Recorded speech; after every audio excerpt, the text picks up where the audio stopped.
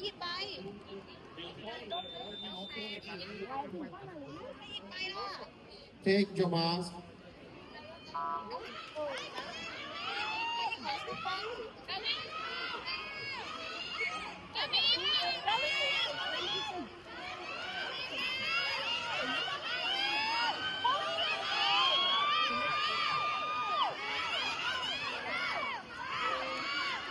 ต่อไปจะเป็นการ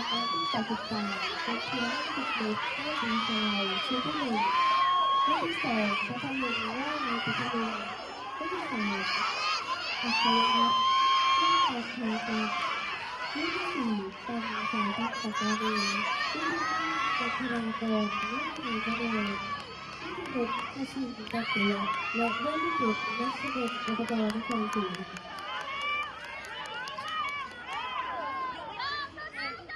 เอาน้ำก่อนไปล้างตัวก่อน